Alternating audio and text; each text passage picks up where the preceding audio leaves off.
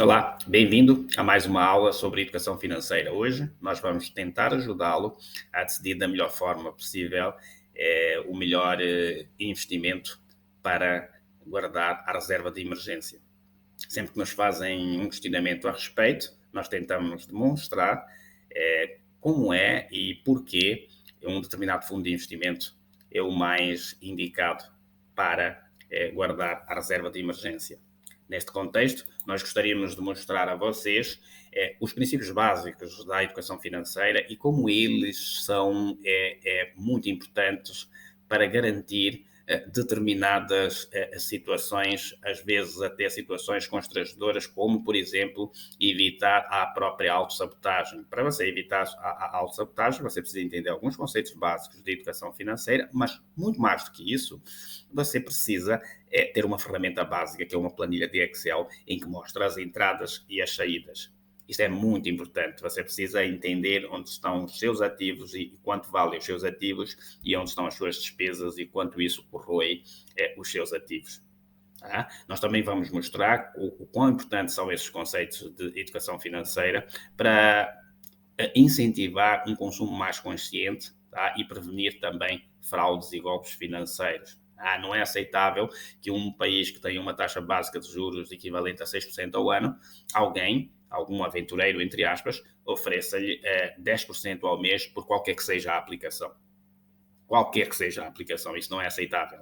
Então nós vamos mostrar a vocês como é que nasce todo esse ímpeto de gerar um mercado financeiro. Tudo isso nasce, e por incrível que pareça, com algo muito parecido com o que acontece em nossas casas, só que num Estado. Em nossas casas, quando falta dinheiro, nós vamos ao vizinho ou a um familiar e pedimos dinheiro emprestado, nos comprometendo a devolver num período a posteriori. E naturalmente que o vizinho ou o familiar coloca uma condição, diz, olha, tá bom, eu vou esperar isso por um ano, você vai me devolver esse dinheiro com algum acréscimo, e aí já começamos a falar de juros, tá? Para que naturalmente faça sentido para mim emprestar dinheiro para você. Isso acontece a mesma coisa com o Estado. E por isso nós vamos abordar aqui as contas públicas. E quando falamos em contas públicas, nós estamos a falar de receitas e despesas. Portanto, as receitas do Estado basicamente são os impostos e as despesas são os salários com os funcionários, salários e aposentadorias, a reforma, enfim. Neste caso, imaginem que o Estado nasceu hoje e no primeiro momento ele arrecadou 100 unidades, tá? E gastou 80 unidades. Naturalmente, ele tem um superávit de 20 unidades. Mas vamos imaginar que no segundo momento ele arrecade as mesmas 100 unidades e gaste 120 unidades. Então ele vai ter um déficit de 20 unidades. E aqui, déficit primário, são nomenclaturas que nós ouvimos, déficit primário, déficit, superávit primário, superávit nominal, enfim. O déficit primário nada mais é do que o Estado deve antes de pagar juros. Então, neste segundo momento, porque no primeiro momento ele não tinha dívida, então não tinha juros a pagar, neste segundo momento ele agora tem uma dívida de 20 unidades e vai ter que pedir dinheiro emprestado e, como tal, na devolução terá que pagar um acréscimo, terá que pagar os juros. Então, o déficit primário são as 20 unidades e no próximo período, quando nós fazermos novamente a conta, então, por exemplo, agora ele arrecadou 200 unidades e gastou 220 unidades. Então, o déficit primário passa a ser 20 unidades. Só que ele tinha 20 unidades que financiou, pediu dinheiro, pediu 20 unidades e cobraram-lhe uma taxa de juros. Então, o déficit nominal passará a ser as 20 unidades desse período, mas as 20 unidades do período anterior à crescida de juros. Imaginemos que passe a ser 40 unidades. Então, o déficit nominal passará a ser 60 unidades, 20 mais as 40 unidades. Isto é tão importante, que gera todo o mercado financeiro. Todo. Gera o nosso cotidiano. É ele que norteia as nossas vidas. É ele que nos faz ter mais ou menos dinheiro. É simples assim. Tá? Isso não é nenhum exagero. Tá? E como é que isso acontece? Eu vou-vos mostrar agora como é que nascem as taxas básicas de juros nos países. Então, por exemplo, aqui tem um exemplo claro, nós já falamos a respeito da taxa básica de juros e a taxa interbancária, que no Brasil é CDI, em Angola é Luibor, no Reino Unido, na Inglaterra é Libor, portanto são equivalentes, que significa basicamente a taxa cobrada entre os bancos por cada um pedir dinheiro emprestado um ao outro. Então, nós temos essa taxa CDI. Ora, quando o Estado percebe que está deficitário e que precisa financiar essa dívida, ele emite títulos públicos. Títulos públicos é a forma, do mesmo jeito que nós vamos ao banco e depositamos dinheiro e é emitido um certificado de depósito bancário, um CDB. Portanto, o Estado ele emite títulos públicos e os bancos entregam dinheiro e recebem um certificado. Tá? Que passa a ser essa taxa, naturalmente que existe toda uma análise de risco, olha, você tem um risco alto porque você não tem conformidade no Estado, você tem uma política um pouco instável, as instituições não estão a funcionar, então tem toda uma análise de risco que faz a taxa ser menor ou maior que eles cobram. Tá? E então, dentro dessa filosofia, nós temos a taxa básica de juros que nasce a partir do momento em que o Estado precisa controlar, e aí é uma política monetária, nós vamos falar sobre a política monetária, precisa controlar a liquidez do dinheiro. Tá? Mas eu queria que vocês concentrassem nessa dinâmica do aparecimento da taxa básica de juros. Tá? O Estado empresta dinheiro, os bancos dizem, olha, vou-lhe cobrar 6% ao ano. Então, para que esses bancos emprestem dinheiro para terceiros, o Estado diz, está bem, vocês têm uma taxa interbancária de X e cobram-me uma taxa de Y.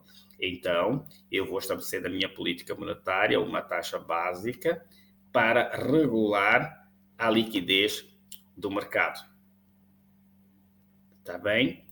E agora eu vou-vos mostrar a relação entre essa taxa e a própria liquidez do mercado, que é o que nós fazemos aqui, a comparação entre a taxa básica de juros e a inflação. Então, por exemplo, quando a taxa básica de juros sobe, obviamente que o crédito fica mais tenso, ou seja, a tendência é que se reduza o crédito, porque a taxa para os empréstimos fica maior. Os juros cobrados são maiores, então o crédito diminui. Portanto, isso faz com que a economia do país cresça menos. Tá? E o inverso também é verdadeiro. Quando a taxa de juros baixa, tomar dinheiro emprestado fica mais barato e, naturalmente, que o crescimento torna-se mais próspero. Aqui eu queria mostrar a vocês a relação dívida-PIB. Lembra que nós fizemos o quadro inerente aos gastos públicos, déficit, emissão de títulos públicos, tudo isso. Tá? À medida que o Estado vai gastando mais do que arrecada, ora, o crescimento do país tende a ter um baque. Vocês podem observar, isto aqui é a evolução histórica de um determinado país, Brasil. Tá? Se vocês forem consultar em 2012, 2013, 2014, a economia do Brasil teve um avanço, um crescimento muito maior do que em 2018, 2020 e 2022. Porquê? Porque a dívida em relação ao PIB, que é o crescimento, que são as riquezas, que é tudo que se arrecada do país, a dívida chegou em 2020 a quase 90% do PIB. Portanto, o que se arrecada é o que se gasta, consome quase tudo o que se arrecada. Portanto, não há espaço, por exemplo, para investimentos em infraestruturas, não há espaço para investimento em saúde e educação, o que faz com que o crescimento do país fique estagnado. E isso tem relação direta com aonde nós devemos colocar a nossa reserva de emergência. Então, fixem bem estes conceitos, que em instantes nós resgataremos esses conceitos, está bem? Como nós já falamos, a política monetária nada mais é do que um conjunto de medidas adotadas pelo governo visando adequar os meios de pagamento disponíveis às necessidades da economia do país, bem como controlar a quantidade de dinheiro em circulação no mercado, que permite definir as taxas de juros cujos instrumentos são. Esses instrumentos são muito importantes, é bom que nós entendamos, para que consigamos fazer a melhor estratégia de aplicação dos recursos. Então, depósito compulsório. O que seria o depósito compulsório? O depósito compulsório nada mais é do que uma restrição. Os bancos, por exemplo, em alguns países o depósito compulsório é 30%. Se os bancos arrecadam,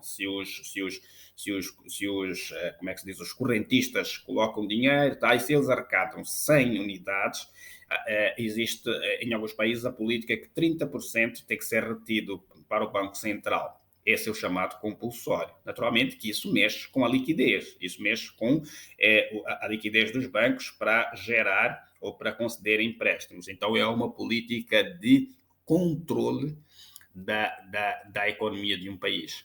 Operações de redesconto. O que é que seriam essas operações de redesconto? As operações de redesconto nada mais são do que os títulos que a taxa que o governo cobra por emprestar dinheiro aos bancos. Então, se os bancos estão com problemas de liquidez, o Banco Central entra no mercado para emprestar dinheiro e vai regulando essa taxa para mais ou para menos à medida que observa a dinâmica do mercado. Se existe muito consumo, vai lá e aumenta essa taxa para os bancos, de tal sorte que os bancos não tenham muito dinheiro para emprestar e aí consegue arrefecer um pouco esse mercado. E o inverso é a mesma coisa. A operação é de open market, também é uma operação muito utilizada como política monetária, que simplesmente o banco vai comprando e recomprando títulos públicos. Tá? Essas políticas resultam basicamente nestas temperaturas apresentadas aqui. Então, como nós dissemos, por exemplo, se eu aumento o compulsório, aumento as operações de redesconto e passo, isto, e aumento a venda de títulos públicos, eu faço com que a liquidez reduz. Faço também com que a inflação caia, porque, olha, eu aumentei o compulsório, reduzo o consumo, reduzo a liquidez, reduzo o consumo e que reduzo a inflação. Por outro lado, o PIB, o crescimento, tem uma baixa. Do contrário, se eu aumentar o compulsório, eu, se eu reduzir o compulsório, eu aumento a liquidez. Se eu caio de 30% compulsório para 15%, por exemplo, eu aumento a liquidez. A mesma coisa, aumento a inflação, porque tem mais dinheiro na praça, e com mais dinheiro na praça há mais investimentos e o crescimento acaba por vir a reboque. Muito bem, e como então fazer para não faltar dinheiro no fim do mês? Olha, como nós dissemos anteriormente, faça do seu hábito uma vantagem para ter sucesso na sua vida financeira. Tenha uma planilha à mão com as despesas e as receitas e que você há de perceber que sempre que você anotar que o dinheiro que entrou e o dinheiro que saiu, no dia 15 do mês, quando você verificar que já dos 5.000 que entraram no início do mês, já tem apenas só 500, a partir daí você vai deixar de fazer algumas atividades para que os 500 não se transformem em menos 2.000. Então, nós sugerimos que vocês tenham efetivamente uma planilha de Excel para fazer esse controle, e nós temos documentos e vídeos que demonstram literalmente como você conseguirá ter a disciplina necessária para alcançar esses objetivos. E, finalmente, o objetivo desta interação, que é onde deixar a reserva de emergência. Ora, vocês podem perceber que nós elencamos aqui título público de renda fixa emitido pelo governo, CDB com liquidez diária, fundos de renda fixa e fundos DI. Ora, se no momento em que nos perguntam aonde deixar a reserva de emergência, nós automaticamente passarmos essa tela, nós estaríamos a prestar um desserviço.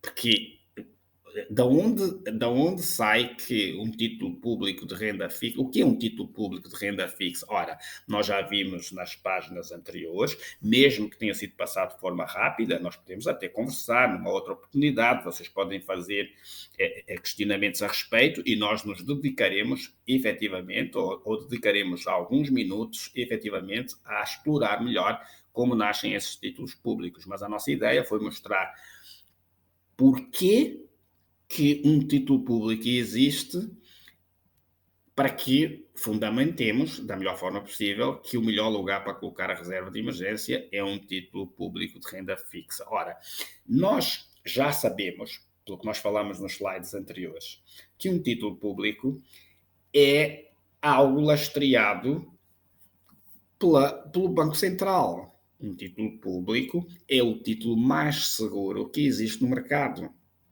porque ele nasce quando um Estado está com dificuldades de fechar as suas contas, então ele pede dinheiro emprestado e esse movimento significa a emissão do título público. Portanto, nada melhor do que você fazer um investimento num título público. E o certificado de depósito bancário com liquidez diária é a mesma coisa, porque ele é quando você coloca dinheiro no banco e o banco te dá um certificado de depósito bancário, só que os papéis que estão nesta aplicação são papéis inerentes aos títulos públicos. Porquê? Porque o banco, naquela política monetária, ele faz essa interação, o Banco Central faz essa interação com os bancos, da tal sorte que o certificado de depósito bancário também tem relação com os títulos públicos. E os fundos de renda fixa e os fundos DI, o DI, você já pode imaginar que tem a ver com aquele CDI, que é aquela taxa entre os bancos, e os bancos emprestam dinheiro uns aos outros, e quando nós dizemos emprestam dinheiro uns aos outros, eles emprestam e pagam. Quem paga com aqueles títulos públicos que eles compraram do Estado. Então, está tudo relacionado com a taxa básica que é emitida pela política monetária do Banco Central. Nós queríamos terminar por aqui, já lá vão 20 minutos, mas a ideia é estimular a cada um de vocês a explorar este material e, naturalmente, aparecendo as dúvidas, nós estamos à inteira disposição para aprofundar um pouco mais essa matéria, que é extremamente importante. Cada um de vocês deve ter contato com essa matéria, porque só assim vocês poderão ficar longe de alguns golpes financeiros que não raramente aparecem por aí. Tá bem?